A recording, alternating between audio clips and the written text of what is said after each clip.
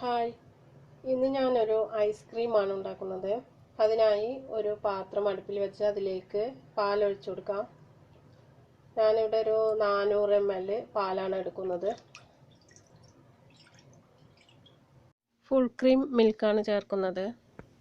അതിൽ നിന്ന് കുറച്ച് പാല് ഞാനൊരു ഗ്ലാസ്സിൽ എടുത്തിട്ടുണ്ട്. ഇതിലേക്ക് ഇനി റവയും കോൺഫ്ലോറും കൂടി ചേർത്തൊന്ന് മിക്സ് ചെയ്തെടുക്കാനാണിത്. 3 ടേബിൾ സ്പൂൺ റവയും 2 ടീസ്പൂൺ കോൺഫ്ലോറുമാണ് ചേർക്കുന്നത്. ഇത് ചേർത്ത് നന്നായി മിക്സ് ചെയ്തെടുക്കാം.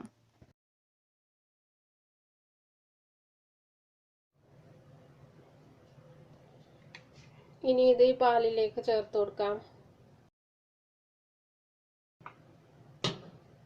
ഇനി ഫ്ലെയിം ഓൺ ചെയ്ത് ഇത് നന്നായി കുറുക്കിയെടുക്കണം.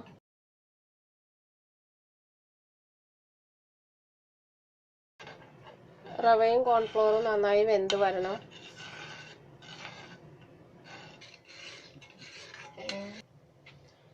ചെറുതായി ഒന്ന് കുറുകി വരുമ്പോൾ ഇതിലേക്ക് പഞ്ചസാര ചേർത്ത് കൊടുക്കാം.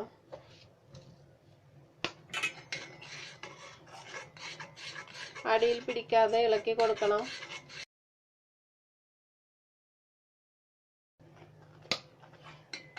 ഞാനിതിലേക്ക് 10 ടീസ്പൂൺ ചേർത്തിട്ടുണ്ട്. 1/4 ടീസ്പൂൺ വാനില പൗഡർ കൂടി ഇതിലേക്ക് ചേർത്ത് കൊടുത്ത് നന്നായി മിക്സ് ചെയ്തെടുക്കാം.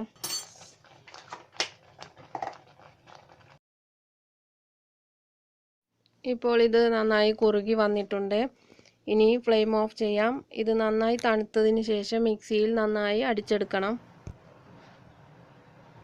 ഇത് നന്നായി തണുത്ത് വന്നിട്ടുണ്ട്. ഇതിനി ഒരു മിക്സിയുടെ ജാറിലിട്ട് നന്നായി അടിച്ചെടുക്കണം. ഒരു ക്രീമി പരുവത്തിൽ അടിച്ചെടുക്കണം. മിക്സിയുടെ ജാറിന് നനവുണ്ടായിരിക്കരുത്.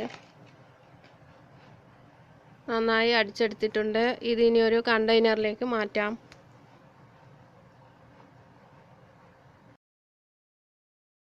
ഇതിനെ അടച്ചു വെച്ച് ഫ്രീസറിൽ 2 മണിക്കൂർ ഒന്ന് സെറ്റ് ചെയ്യാനായി വെക്കാം. അതിനുശേഷം ഫ്രീസറിൽ നിന്ന് എടുത്ത് മിക്സിയുടെ ജാറിലിട്ട് ഒന്നുകൂടി അടിച്ച് നമുക്ക് ഐസ്ക്രീം സെറ്റ് ചെയ്യാനായി വെക്കാം.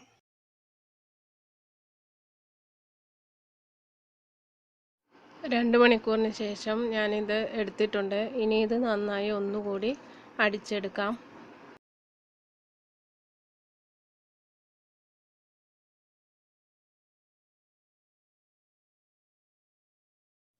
ഇതിപ്പോൾ അടിച്ചെടുത്തിട്ടുണ്ട്. ഇത് നല്ല ക്രീമി പരുവത്തിൽ തന്നെ കിട്ടിയിട്ടുണ്ട്.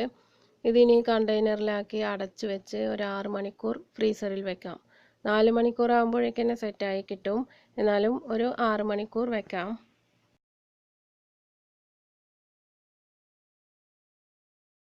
6 മണിക്കൂറിന് ശേഷം ഞാനിത് എടുത്ത് പുറത്ത് വെച്ചിരുന്നു. ഒരു 10 മിനിറ്റ് പുറത്ത് വെച്ചിരുന്നു.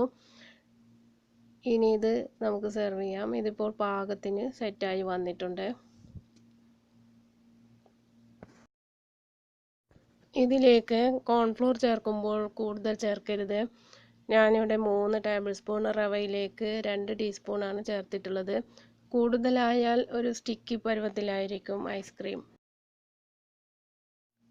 ഇപ്പോൾ വളരെ ടേസ്റ്റിയായ കിഡിലൻ ഐസ്ക്രീം ഇവിടെ റെഡിയായി. ഇത് നിങ്ങളെല്ലാവരും ട്രൈ ചെയ്ത് നോക്കൂ. നിങ്ങൾക്ക് ഇഷ്ടപ്പെടും. ഇഷ്ടപ്പെടുകയാണെങ്കിൽ എൻ്റെ ചാനൽ സബ്സ്ക്രൈബ് ചെയ്യുക, ലൈക്ക് ചെയ്യുക, ഷെയർ ചെയ്യുക. അഭിപ്രായങ്ങൾ കമൻ്റായി അറിയിക്കുക.